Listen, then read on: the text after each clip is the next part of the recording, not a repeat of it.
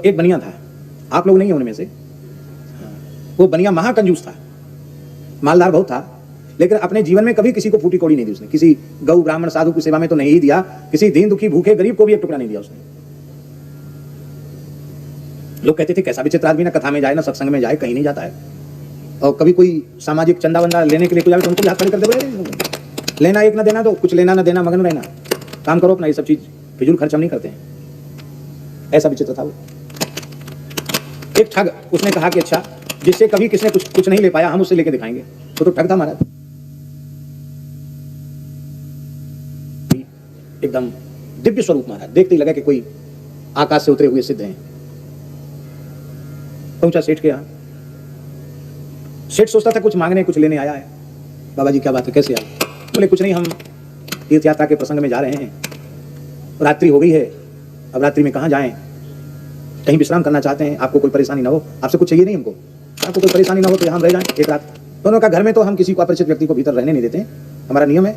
और ये बाहर का बगीचा जैसा है, इसमें फूस की झोपड़ी थी, ऐसे लोग सजावट के लिए बना देते हैं ना कभी कभी बैठने के हिसाब से। बोले इसमें रह जाओ रात को, रह गए। उसने देखा कि आश्चर्य है, ऐसा व्यक्ति जीवन में पहली बार आया, कुछ खाता नहीं पीता नहीं कुछ मांगता नहीं, इसी जमीन में लेट गया। महाराज तो हमें तो कोई परेशानी नहीं, आपसे आप और रहो एक दो दिन। बोले नहीं, हम तो नियम है हमारा, एक रात से ज्यादा हम कहीं रुकते नहीं। महाराज कुछ खाओ पियो। अरे बोले हम तो जंगल में कंदमूल फलाहार करने वाले, ये सब महल मकान ये भोग ये सब तो मिथ्या है, ये सब हमको अच्छे नहीं लगते। अच्छा महाराज बहुत अच्छी बात है, कुछ दान दक्ष। अरे राम राम राम राम, धन का स्त्री का स्पर्श महापाप, राम राम राम। आप सच्चे संत हैं, आपको देखकर थोड़ी हमारी श्रद्धा जमी है कि कुछ सेवा करना चाहिए। नहीं बच्चा, हम सेवा कुछ नहीं, चले गए। 2 दिन बाद वो फिर लौट के आया। तो महाराज कैसे आ गए? बोले मैं चोर हूं, मुझे सजा दीजिए। आप चोर? कैसे आप चोर? तो बोले कि हम रात में आपकी झोपड़ी में थे ना, तो हमारी जटा में एक घास का तिनका उलझ गया झोपड़ी का। वो जब हम अपने आश्रम पहुंचे तो मैंने जटा खोले, वो तिनका, अरे राम राम, इतने बड़े सेठ का एक तिनका चुरा के लाए, हमारी तो जीवन भर की तपस्या नष्ट हो गई, ये तिनका वापस करने आए, आप इसको लगा लीजिए अपनी झोपड़ी में। अरे भाई ऐसा त्यागी तपस्वी तो मैंने जीवन, वो था ठग, ऐसा त्यागी तपस्वी तो मैंने जीवन में देखा नहीं। बोले बाबा जी हमारे भाग्य खुल गए, आप जैसा महापुरुष हमारे घर में आ गया, हमारा जीवन धन्य हो गया।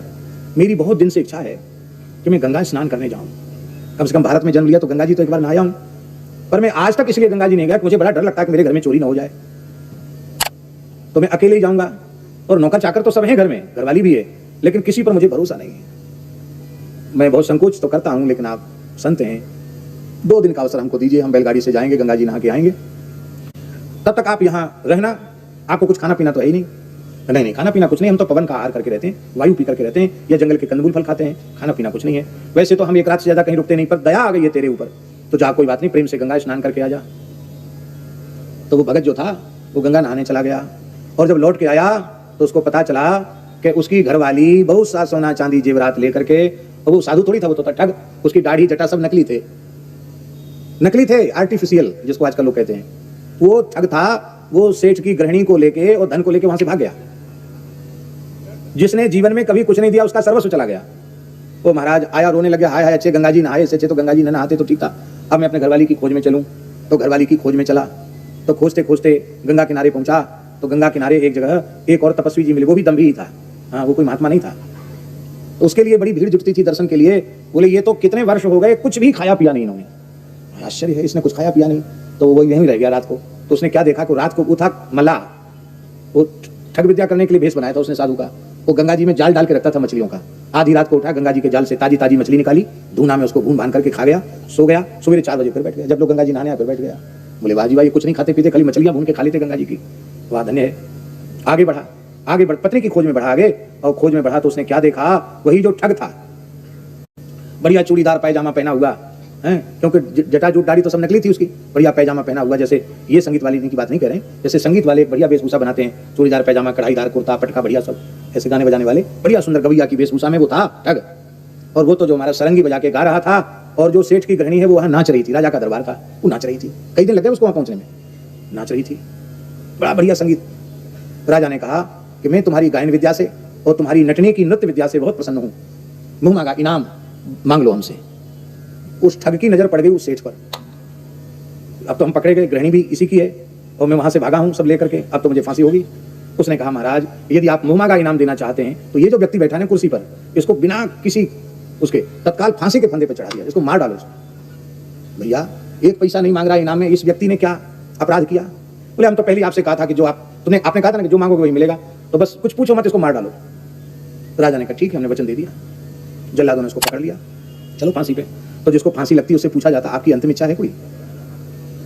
तो सेठ से पूछा कि तुम्हारी अंतिम इच्छा है? बोले हाँ अंतिम इच्छा तो है। क्या इच्छा है? बोले आपके महाराज संगीत के बड़े प्रेमी हैं, वैसे तो हम कोई सारेगामा हमको नहीं आता, लेकिन हमको भी महफिल में बैठ करके हमको भी गाना आ गया है, तो हम भी गा करके मरेंगे, ऐसे नहीं मरेंगे।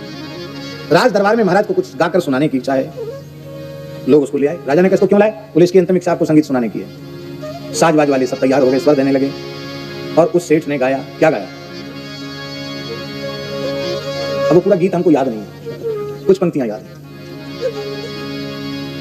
एक देखा तृणधारी, एक देखा तृणधारी, एक देखा तृणधारी। तृणधारी जो जटा में कहता था तिनका लेके में चला गया, चोरी हो गई। एक देखा तृणधारी, एक देखा तृणधारी, ले भगा बनिया की नारी, ले भगा बनिया की नारी। एक देखा पवन हारी, एक देखा पवन हारी, आधी रात मच्छी मारी, आधी रात मच्छी मारी। एक देखा राजा अंधा, एक देखा राजा अंधा, पकड़ा बंदा छोड़ा गंदा, पकड़ा बंदा छोड़ा गंदा। एक देखा तृणधारी, एक देखा तृणधारी।